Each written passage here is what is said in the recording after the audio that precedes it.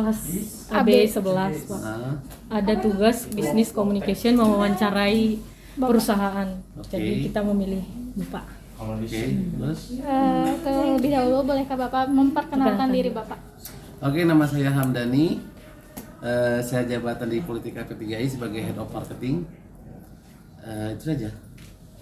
Asal Bapak dari mana? Asal saya dari Kabupaten Kuningan. Nah, untuk pertanyaan pertamanya, Endang.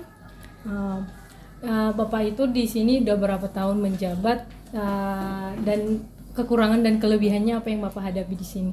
Oke, kalau saya bergabung di Politika Kota Bandung tahun 2009, berarti kurang lebih hampir 11 tahun lebih ya. Iya, 11. Nah, tapi di 2009 saya berpindah-pindah. Saya dulu sebagai staf HRD dan umum, kemudian berpindah alih sebagai Kabag Kasubag HRD dan umum, berpindah alih lagi ke Kabag Kemahasiswaan, dan sekarang di Head of Marketing. Yang apa tadi? Kelebihan dan kekurangan dan Bapak ya setelah menjabat sebagai itu. Oke, kelebihan dan kekurangan saya atau lebih kekurangan kelebihan yang Bapak hadapi di sini gitu. Oke, kelebihan yang saya hadapi di sini adalah satu, karyawannya adalah saling melengkapi satu sama lain ya. Untuk karyawannya saling melengkapi satu sama lain. Intinya di dalam satu bidang itu mereka tidak ada yang istilahnya sebagai of the power ya, dalam artian dia yang lebih powernya, tapi di sini satu sama lain saling melengkapi. Di mana ada kekurangan pasti ada kelebihan. Nah, kekurangannya adalah kebijakan yang tidak menentu.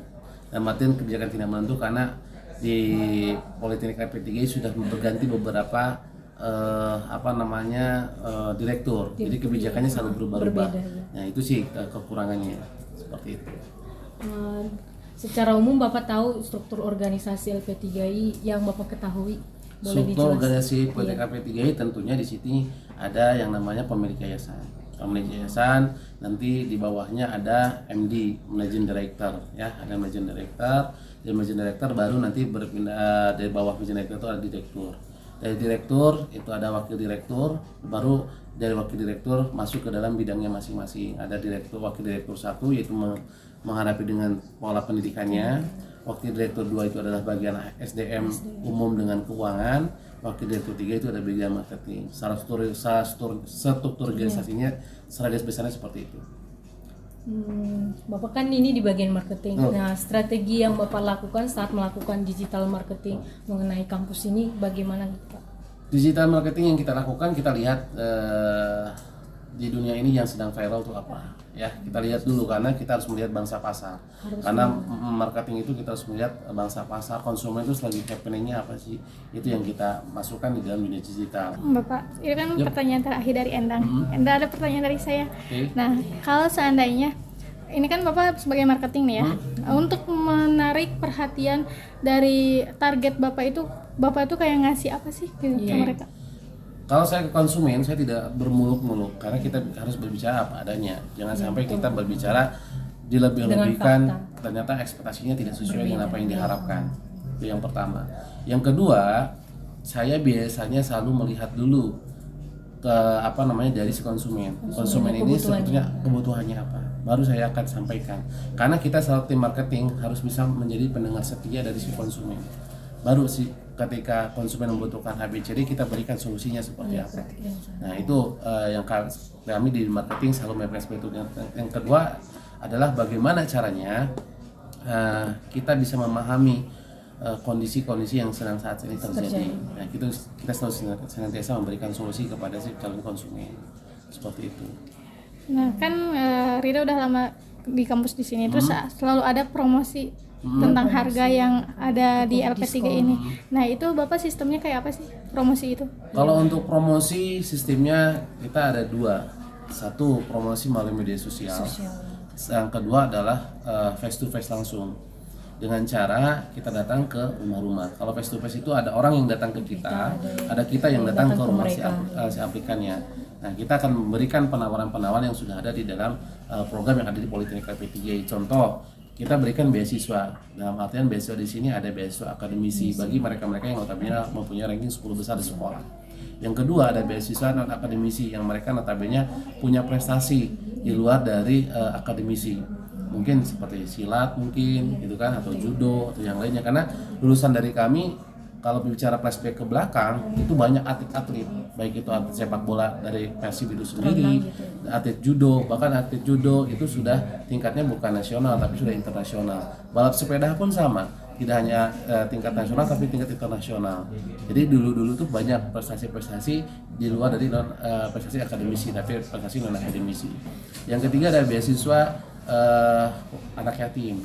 Ya, yang keempat beasiswanya adalah bagi putra-putri orang tuanya yang bekerja sebagai PNS, mungkin bisa jadi guru atau yang segala macam. Nah, yang terpenting adalah beasiswa yang sekarang lagi happening adalah beasiswa influencer.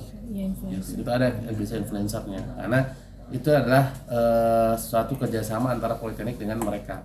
Jadi kita bisa yang influencer ini, mereka yang punya followernya banyak, kita hire sebagai beasiswa di kami, dan ada feedback yang kita berikan terhadap satu sama lain gitu. Jadi yang influencer bisa meng-up kegiatan-kegiatan yang ada di LP3I sehingga lebih dikenal oleh banyak orang di luar sana. Itu yang mereka yang followernya sudah banyak itu mendapatkan beasiswa dari kami, seperti itu. Nah, mungkin segitu aja dari kami. Tapi kami itu pengen gitu Bapak bilang ke apa sih mahasiswa yang sekarang itu lagi mungkin mencari tempat kuliah. Nah, Bapak boleh untuk menyarankan ke mereka gitu. Oke, buat teman-teman yang sekarang lagi mencari tempat kuliah, intinya yang harus kita garis bawahi ada dua. Yang pertama adalah lihat akreditasinya.